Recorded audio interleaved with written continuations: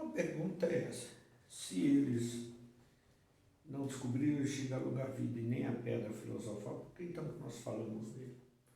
Bom, eles, na busca dessas coisas, até tem um ditado engraçado que um amigo meu diz o seguinte: a melhor maneira de você achar uma coisa é você procurar outra.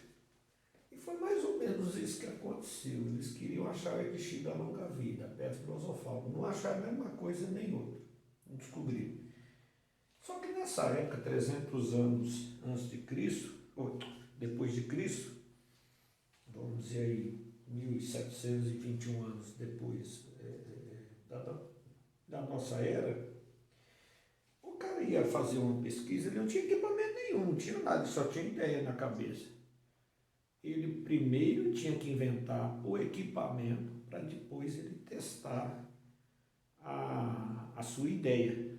Então, nessa busca de tentar descobrir as coisas, e até eles contribuíram grandemente em jogar por terra a teoria de Aristóteles, eles provaram cientificamente que não dá para produzir nada com terra, água, ar, fogo e éter. Não dá. Então, eles descobriram diversos procedimentos que ainda hoje nós utilizamos, diversas substâncias que fazem parte, às vezes, do nosso dia a dia, ou às vezes é muito utilizado na indústria química. Então, vamos lá.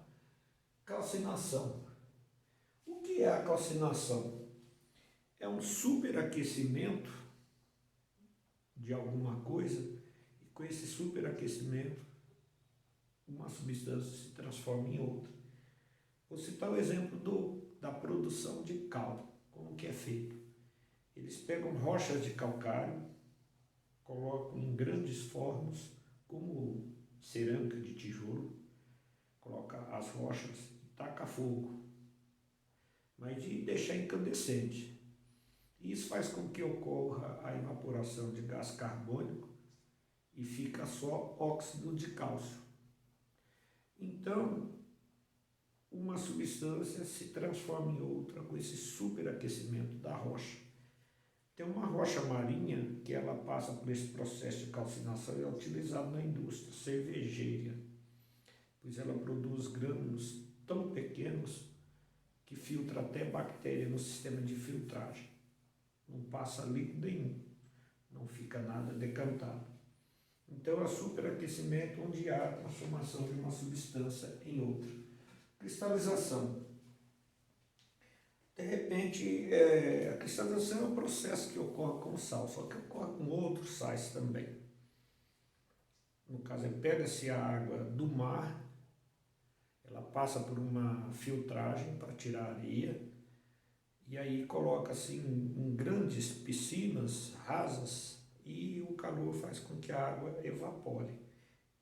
E aí ocorre o processo de cristalização. Forma figuras geométricas que são até bonitas. Se um dia vocês tiverem curiosidade, nessa época não dá que está muito úmido. Aí fica quente, você dissolve bastante sal na água e deixa em cima da geladeira uns dias até secar totalmente a água. Forma cristais lindos. Então é o processo de evaporação com a formação de cristais. É a cristalização. Destilação, então, é um processo onde pressuponhamos processo de produção do álcool. O caldo de cana tem açúcar. Eles colocam fermento. Fermentos são células microscópicas e ele se alimenta do açúcar, transforma o açúcar em álcool e gás carbônico. O gás carbônico evapora, mas fica o álcool na mistura. Então, tem o álcool na mistura. E aí, através do aquecimento, o álcool evapora a 78 graus e a água a 100. Então, eles controlam a temperatura próxima de 78, sai todo o álcool, sai um pouco d'água, depois tem o reprocesso tal. E aí, então, separa, através do aquecimento, substâncias líquidas. Cada uma tem seu ponto de ebulição. Suponhamos álcool, 78 graus, você coloca num destilador, água, 100 graus. Vinagre, 119. Funciona assim. A hora que você aquece, vai aquecendo, aquecendo, chega em 78 começa a sair o álcool. Mas por borbulhar sai o álcool. Terminou de sair o álcool, a temperatura sobe até 100, sai toda a água. Saiu toda a água, sobe até 119, aí sai o vinagre. Então esse é o processo de destilação que foi descoberto pelos alquimistas. Banho-maria é o processo que o pessoal usa para derreter o chocolate. Você coloca, por exemplo, alguma coisa para esquentar no líquido, geralmente água, porque a hora que a água está fervendo, ela não passa de 100 graus. Então tudo ali vai chegar a 100 graus, porque se passar de 100 graus, o chocolate ele endurece, ele não amolece, fica líquido. Então é um processo de banho-maria. Filtração, né? Onde você tem partículas grandes no líquido, você filtra. Por exemplo, o café, fica as partículas grandes de café e passa o líquido. Mas aí usa no laboratório filtros especiais. Sublimação, eu não sei se alguém aí já chegou a ver uma coisa, umas bolinhas chamadas naftalina. Coloca-se na roupa para espantar as traças, barata. É um sólido e o sólido se transforma em líquido, se transforma em gás sem passar pelo líquido. Na verdade passa, só que a passagem é tão rápida que é como se fosse instantânea, do sólido para o gasoso. Né? Se você pegar o gelo, um pedacinho de gelo pequeno, colocar numa chapa incandescente, vai acontecer evaporação quase instantânea. Mas no caso da naftalina é uma coisa natural. Você coloca no meio da roupa, não umedece a roupa e passa do sólido para o gasoso. Então é a sublimação. Substâncias que foram descobertas pelos alquimistas: ácido nítrico, clorídrico, sulfúrico. O ácido nítrico, indústria, né? Nitratos, indústria nas grandes mineradoras. O ácido clorídrico também nas mineradoras e para fazer um monte de substância, ácido sulfúrico, produção de adubo, ácido cítrico, conservante, butírico, não sei para que serve, mas eu sei que ele estraga a manteiga, torna a manteiga rançosa. Ácido arsênico, que é um veneno violentíssimo, hidróxido de potássio, que é muito parecido com a soda cáustica, era chamada de potássio cáustica. O álcool, o bicarbonato de potássio, que potássio era conhecido, né? O zinco, o bicarbonato de sódio é o que a gente usa quando está com queimação. Né? A gente às vezes põe um pouquinho de bicarbonato na água e toma e neutraliza a acidez do estômago. Mas isso é costume e remédio sempre tem que ter receita médica. O zinco, o fósforo. Né? O fósforo já foi muito utilizado em guerras, provoca queimaduras nas pessoas. Óxido de estanho, acetato de chumbo e pólvora. A pólvora foi inventada pelos alquimistas chineses. Depois o conhecimento foi passando de um povo para o outro e o mundo inteiro passou a ter a pólvora. Os chineses, então, foram os primeiros a utilizar a pólvora em guerras. Você imagina o povo jogando flecha, enfrentando um com o outro com espada, e de repente os caras aparecem com um canhão dando tiro de um lado para o outro. Só que as bolas eram desse tamanho assim. Batia assim, atravessava o corpo da pessoa. Aí o pessoal espantava, né? O que é isso? Né? A ira dos deuses, né? Mas era canhão e pólvora. Em relação a outras descobertas aí dos alquimistas, nós temos os equipamentos mais conhecidos. Descobriram diversas outras coisas, mas eles são muito conhecidos. A balança. Hoje nós temos balança que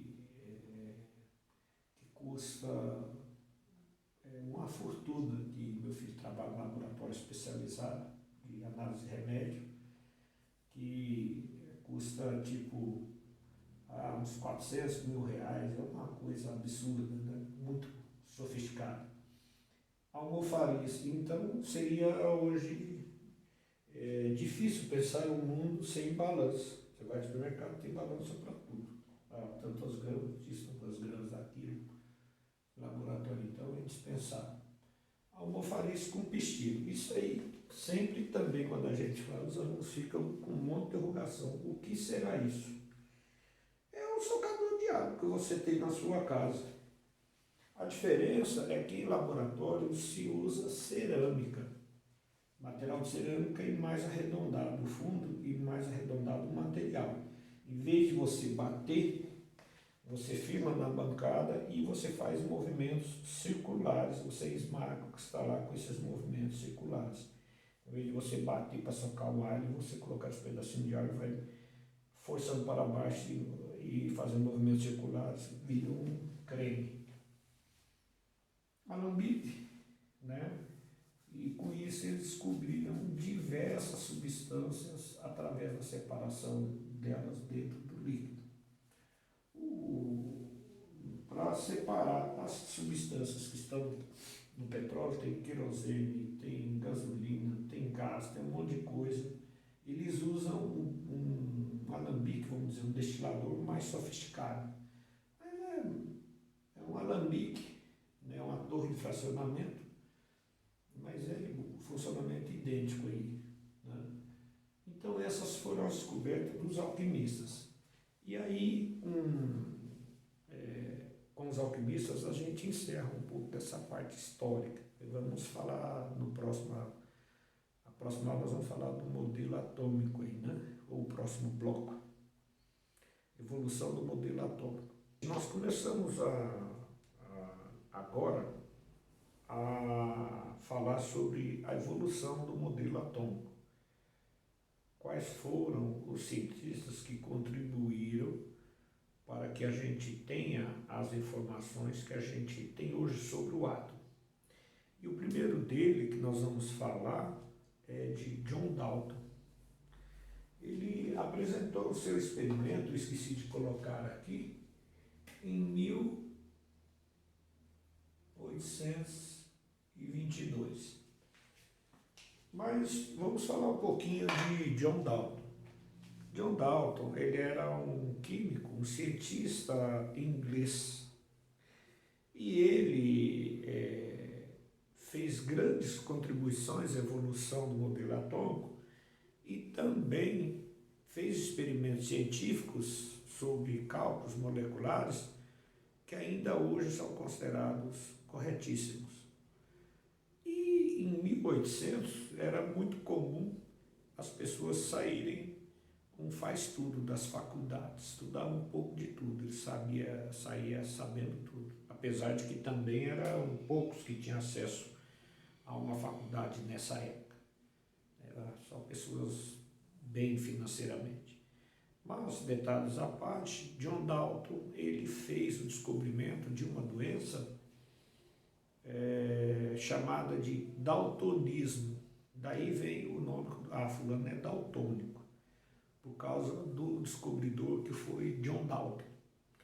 O daltônico, ele não consegue distinguir cores. Por exemplo, um semáforo tem as cores vermelho, amarelo e verde, e o daltônico não consegue, para ele as três cores é uma cor só.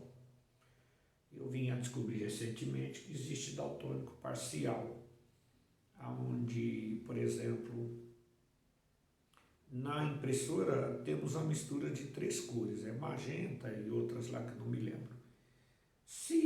Na verdade é um cartucho, dentro desse cartucho tem três compartimentos com essas cores. Quando começa a acabar a tinta, falta uma das cores, as cores que a gente tem costume de ver ficam completamente bagunçadas. É assim com o daltônico parcial. Nesses casos, tem lentes especiais para corrigir qual é a cor que ele não vê. Mas o que é daltônico total, eu ouvi essa semana, eu vi uma reportagem falando de um cara que usou um óculos especial e viu as cores pela primeira vez e ficou emocionado. Mas é uma coisa recente e eu ainda não li nenhuma publicação científica a respeito disso. Mas, além dessa contribuição, na parte de química, trabalhos impressionantes na época, em cálculos e coisas que a gente usa até hoje. O impressionante desses heróis, né? Porque eles não tinham equipamento nenhum. Hoje tem equipamento extremamente sofisticado que os cientistas usam nas suas pesquisas. E John Dalton, em 1822, não tinha. Então, a pessoa tinha uma ideia em mente, ele tinha que inventar o equipamento. E foi isso que ele fez e teve sucesso nas comprovações científicas dos cálculos moleculares. E tem outros que nós vamos ver depois. Em relação ao seu modelo atômico, a gente preferiu simplificar ele, é meia página do livro. A gente decidiu simplificar ele e também desmembrou em 5 partes, né? Imaginou o átomo como sendo uma bolinha, falava assim, bolinha de tênis e tal, mas bolinha, extremamente pequena. É verdade que o átomo é extremamente pequeno? Sim, é verdade. Uma cabeça de alfinete chega a ter bilhões de átomos de ferro, né? Então é realmente muito pequeno. Nem o microscópio eletrônico consegue enxergar o átomo, tá? E o detalhe aqui é que ele imaginava uma bolinha maciça. E ele até falou, né? Extremamente pequena e maciça. É maciço o átomo? Hoje nós sabemos que não é maciço e isso caiu por terra de ser maciço em 1911 com Rutherford, depois nós vamos ver na sequência. Hoje nós sabemos que ela é muito parecida, o átomo é muito parecido com o sistema solar. Tem o Sol ao centro, o átomo tem os prótons e nêutrons no centro. É uma massa compacta o Sol, é uma massa compacta o núcleo do átomo. Em volta do Sol existem os planetas girando. No átomo existem os elétrons girando. Os mais próximos, os planetas mais próximos, Mercúrio, Vênus, Terra e Marte são órbitas circulares. E os outros são órbitas elípticas. Os mais próximos do núcleo do próton são órbitas circulares e os mais distantes são órbitas elípticas, os elétrons. E com a alta tecnologia, se comprovou que existe uma massa compacta no centro do átomo e nuvens em volta, que são provocadas por esse movimento dos elétrons, que é o movimento da luz, que forma pontinhos brilhantes, formando uma espécie de uma nuvem. É o máximo que se conseguiu ver até hoje. Talvez no futuro se consiga ver com mais nitidez. Então, em relação a esse item aqui, é maciço? Não é maciço. Esse aqui é válido, mas precisou ser melhorada essa parte. O átomo é indivisível. Bom, foi indivisível até o evento da bomba atômica. O que acontece? O átomo de urânio, ele é bombardeado com partículas de nêutron. Aí ele torna-se instável e explode. Geralmente forma 2 outros átomos, de criptônio e de bário. E a energia liberada é uma coisa fenomenal, que vai de 6 a 12 mil graus. Para vocês terem uma ideia, a sua mãe ou você assa um frango a 250 graus. Agora pensa um ser humano ser exposto a 12 mil graus, 6 mil graus. Se o aço vira fumaça bem menos que isso, tem que imaginar uma pessoa ser exposta. Ela vira fumaça em questão de segundos, milésimos segundos. Mas as pessoas não têm ideia de como é que funcionam as coisas. A bomba foi lançada em Hiroshima e Nagasaki a mais ou menos uns 500 metros de altura. Ela foi lançada a mais ou menos uns 500 metros de altura, ela foi programada para explodir. E num raio mais ou menos aí de uns 3 quilômetros, a maioria das pessoas morreram, foram transformadas em fumaça. E aí foi diminuindo os efeitos da bomba, mas mesmo assim matou e machucou bastante gente. A pessoa imagina que se explodir lá em Anápolis uma bomba vai atingir o restante do Brasil. Não, vai atingir lá em Anápolis um raio, uns quilômetros em volta da bomba. É o que aconteceu. Então, é indivisível? Sim, em condições normais é indivisível. É uma condição muito especial para se dividir. Ele é indivisível, sim. Então, nisso ele acertou em cheio. O átomo é eletricamente neutro. É verdade? Nisso ele também acertou em cheio. Por quê? Porque suponhamos o átomo do oxigênio. Tem número atômico 8. Isso significa, aqui olha, o Z significa número atômico. Depois nós vamos colocar isso detalhado. Isso significa que o oxigênio tem 8 prótons e 8 elétrons. O próton é positivo, o elétron é negativo, já foi comprovado cientificamente. Então a quantidade de partículas positivas menos a quantidade negativa dá o quê? Zero. Então o átomo, antes de uma reação química, sim, ele é eletricamente neutro. Então isso aqui acertou também. Varia de elemento para elemento. É verdade que o carvão é diferente do oxigênio? Sim. É verdade que o carvão é diferente do ferro? Sim. É verdade que o ferro é diferente do ouro? Claro. A cor, brilho, tudo.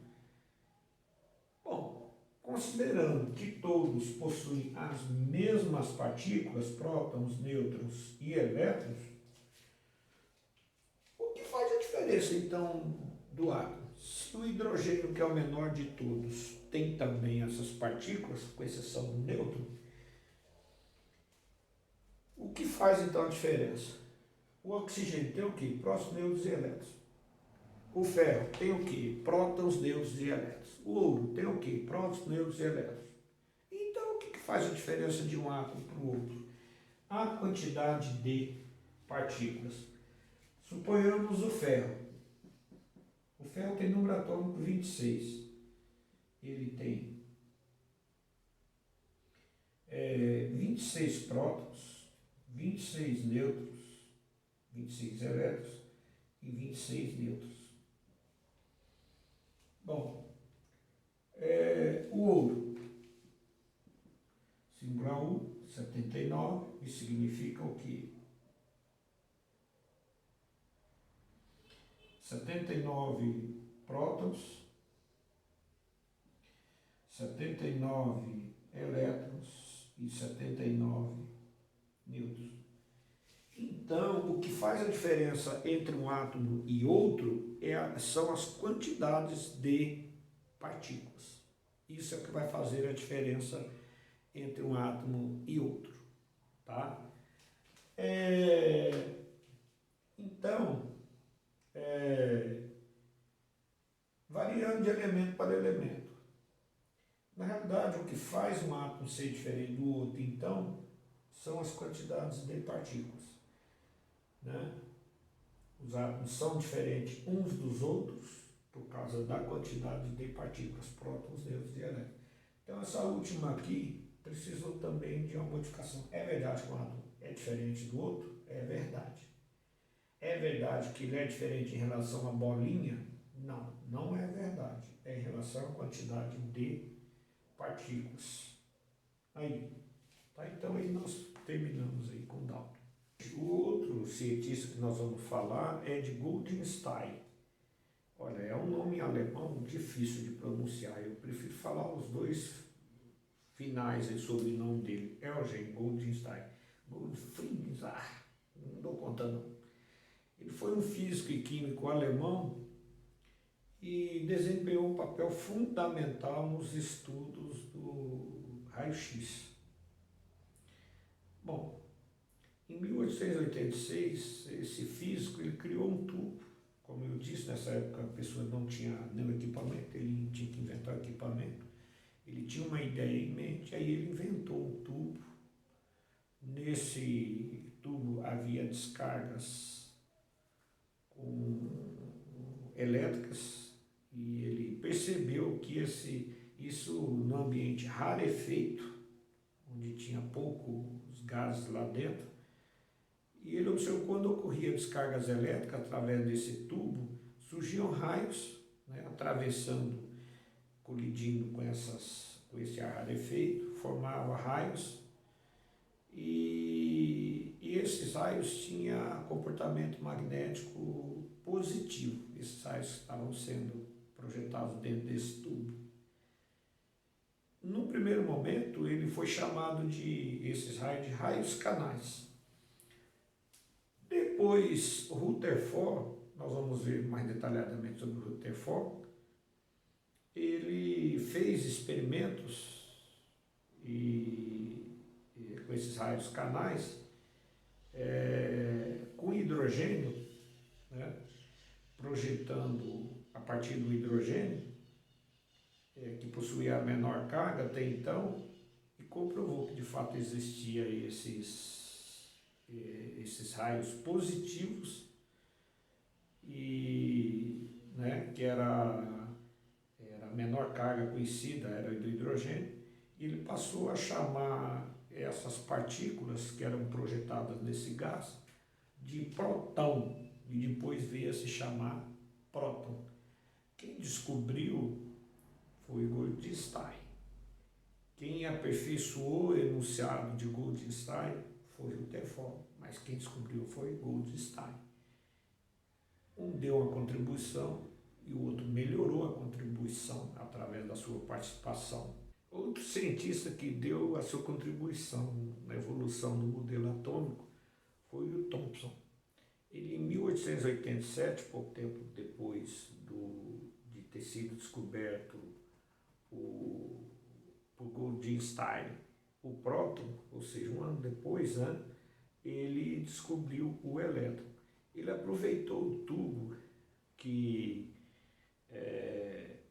Goldstein tinha feito, fez umas modificações no tubo dele. A experiência foi no vácuo, ele retirou tudo, não era ar rarefeito. Tirou todo o ar. No extremo tinha um polo positivo, negativo, que era a parte principal, e a parte de baixo positiva. E aí ele submeteu essa parte negativa a uma energia elétrica de altíssima voltagem. E ele percebeu que saltou alguma coisa em direção ao fundo, como era na ausência de ar, ele colocava coisas na frente dessa projeção de elétrica e se movimentava, formava cruz lá no fundo, e ele percebeu que esses raios tinham comportamento magnético negativo. E ele descobriu então, provou a existência do elétron cientificamente, né, através deste equipamento, e se ele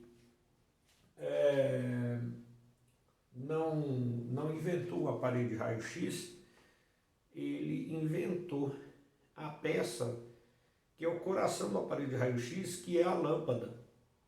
A lâmpada. Então, o aparelho de raio-x tem uma lâmpada que é submetida a alta voltagem, dela se projeta elétrons que passa através do corpo da pessoa, ou partes do corpo, né, e faz as imagens que você já viu em raio-x. Então, ele bolou um modelo atômico que ficou conhecido carinhosamente na história como modelo pudim com passas. Para ele, era os elétrons incrustados em uma massa, o elétron negativo, e essa massa positiva, o positivo, que mais tarde recebeu o nome de prótons, né? Então, esse ficou conhecido como o modelo pudim com passas. Observem aí esse desenho e vejam que é uma massa, né, positiva com elétrons incrustados.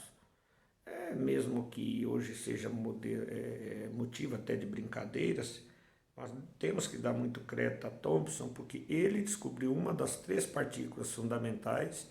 Ele inventou um equipamento para testar o experimento dele, que é o coração do aparelho do raio-x. Seria impossível hoje pensar em uma medicina sem aparelho raio-x. Então foi um dos grandes nomes, um dos grandes cientistas a deixar seu nome na história.